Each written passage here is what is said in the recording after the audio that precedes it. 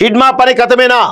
So కర్రెగుట్టలను చుట్టుముట్టినటువంటి బలగాలు హిడ్మా ఉన్నాడన్న సమాచారంతో combing, thermal censor, drone కెమెరాలో నక్సల్స్ కదలికలు, బేస్ క్యాంపుల ఏర్పాటు, అదనపు బలగాల మోహరింపు అంటూ చూస్తున్నాం. కేంద్ర బలగాలకు సవాలుగా మారిండు హిడ్మా. సో మావోయిస్టు పార్టీని అంతం చేయడానికి ఈరోజు కేంద్ర బలగాలు, కేంద్ర ప్రభుత్వం చాలా పెద్ద ఎత్తున ట్రై చేస్తున్నప్పటికీ కూడా హిడ్మాని పట్టుకోవడం వాళ్ళకు పెద్ద సవాలుగా మారింది. సో హిడ్మా చుట్టే ఇప్పుడు ఈ రోజున మావోయిస్ట్ పార్టీ కావచ్చు, కేంద్ర ప్రభుత్వం, కేంద్ర బలగాలు మొత్తం కూడా హిడ్మా చుట్టే తిరుగుతూ ఉన్నాయి. సో నంబాల కేశవరావు నుంచి మొదలు పెట్టుకుంటే చాలా కీలకమైన అందరూ కూడా లొంగిపోవడం జరిగింది. ఇప్పుడు హిడ్మా ఒక్కడే టార్గెట్గా ఉన్నాడు. సో ఆయన గతంలో చాలా ఆపరేషన్స్లో చాలా కీలకంగా ఉన్నాడు, ఫెరోషియస్ లీడర్ అని చెప్పేసి కూడా చాలా మంది చెప్తా ఉన్నారు. సో ఇప్పుడు ఆ హిడ్మా ఎక్కడైతే ఉన్నాడో కర్రెగుట్టల ప్రాంతంలో ఆ చుట్టుముట్టు మొత్తం కూడా చుట్టుముడుతున్నట్టుగా అర్థమవుతుంది. సో హిడ్మా మరి లొంగిపోతున్న ఒక వాదన వినిపిస్తూ ఉంటే, ఇంకొక వైపు ఆయన చుట్టుముడుతూ మొత్తానికైతే ఆయన ఎన్కౌంటర్ చేసినట్టుగా అర్థమయ్యే పరిస్థితి కనబడతా ఉంది.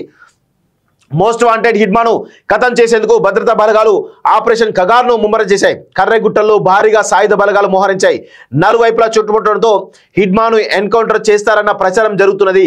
కర్రెగుట్టలో Hidma Maoist top commander Hidma దళం కర్రెగుట్టలో ఉన్నట్టుగా సమాచారం ఉన్నది. దాదాపు 200 మంది PLGA బెటాలియన్ సంరక్షణలో అతను ఉన్నట్టు తెలిసింది. కర్రెగుట్టలో థర్మల్ సెన్సార్, డ్రోన్ కెమెరాల్లో మావోయిస్టుల కదలికలు బలగాలు గుర్తించాయి. ఇప్పటికే 5000 కేంద్ర బలగాలు కూంబింగ్ నిర్వహిస్తుండగా అదనంగా మరింత మందిని రప్పిస్తున్నారు. బేస్ క్యాంపుల ఏర్పాటు, వరుసగా బేస్ క్యాంపులు ఏర్పాటు చేస్తూ కర్రెగుట్టలోకి బలగాలు చుచ్చుకెళ్తున్నాయి.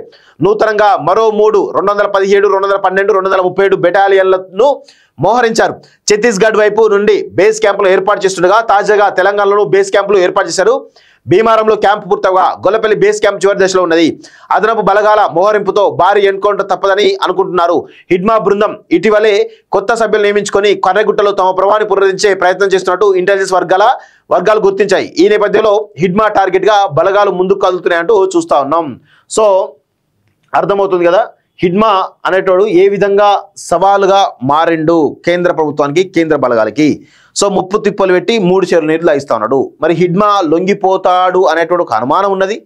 కానీ ఇంకొక వైపు కేంద్ర బలగాలేమో హిడ్మా ఎక్కడో తెలుసుకున్నారు, దాని ప్రకారం ఎన్కౌంటర్ చేయడం కూడా సిద్ధమైనట్టుగా తెలుస్తూ ఉంది. మరి లొంగిపోతాడా, ఎన్కౌంటర్ చేస్తారా అనేది మేబీ ఈ వారంలో తెలిసిపోయే అవకాశం అయితే కనబడతా ఉంది.